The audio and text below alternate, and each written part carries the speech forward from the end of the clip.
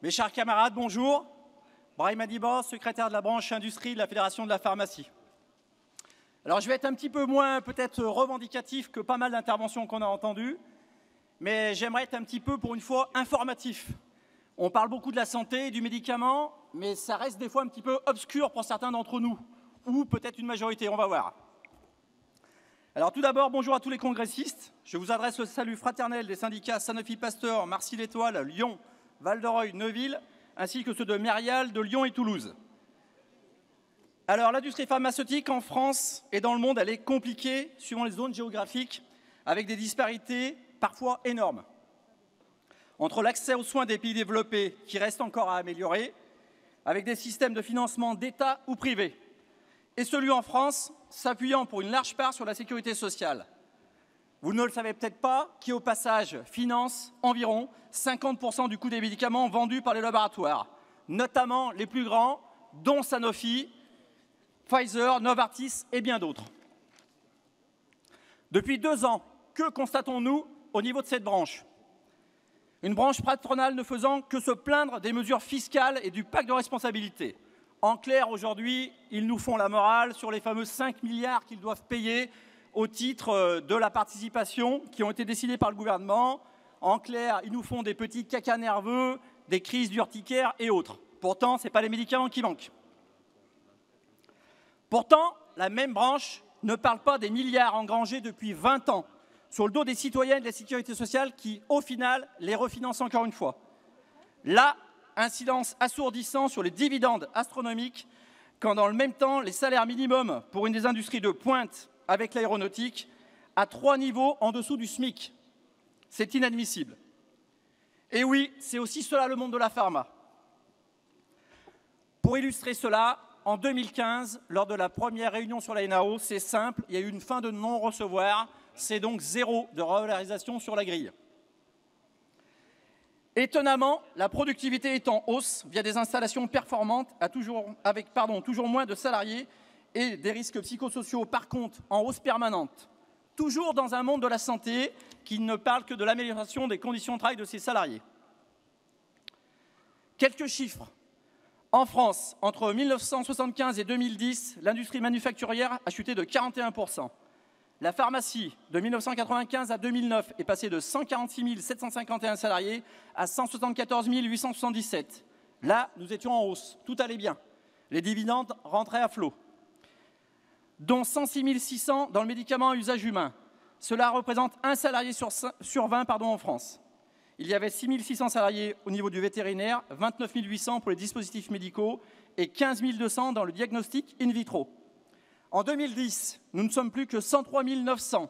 En 2011, 101 926. 28 PSE réorganisation pour 2 734 suppressions d'emplois. 2012, 100 968. 27 PSE, 4 438 suppressions d'emplois. 2013, nous sommes 99 453. Nous en sommes déjà à 28 PSE réorganisation pour environ 2200 suppressions d'emplois. 2015 et 2014 ne seront guère mieux, avec pour corser le tout des aides ou crédits d'impôt recherche et allègements de cotisations sociales via le CICE, pour des labos qui n'investissent pas dans l'outil de travail. Et demain, comment serons-nous mangés en réalité? 2 scénarios sont envisagés. Un contraint qui ramènerait les effectifs à 85 100 en 2020 ou bien à 111 500 s'il y avait une hausse de la productivité et une hausse des commandes.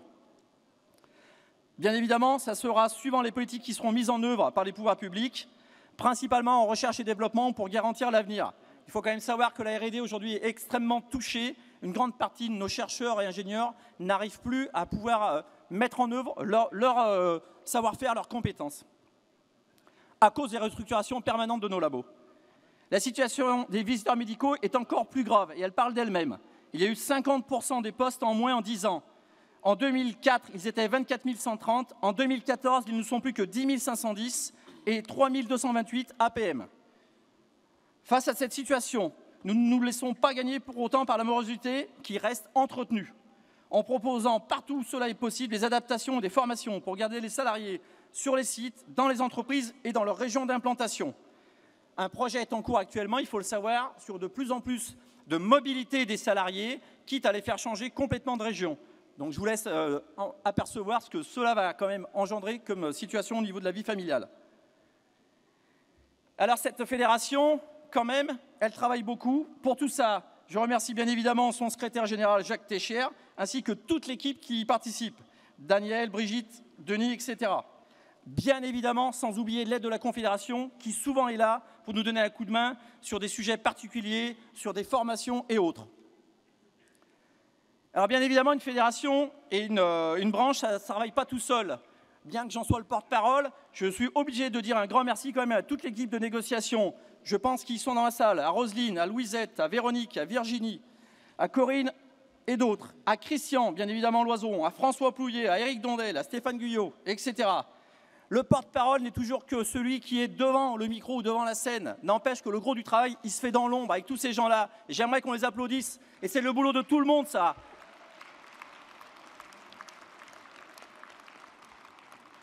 J'ai oublié évidemment notre jeune retraité Jean-Claude Adam, qu'on sollicite de temps en temps, bien évidemment, et qu'on continuera. Jean-Claude, rassure-toi, on va continuer à te solliciter. Au final, j'aimerais qu'on garde en tête ces quelques mots, car on nous demande souvent et dans beaucoup de circonstances, mais à FO, on a du mal à bien vous saisir, mais qu'est-ce que vous voulez au fond?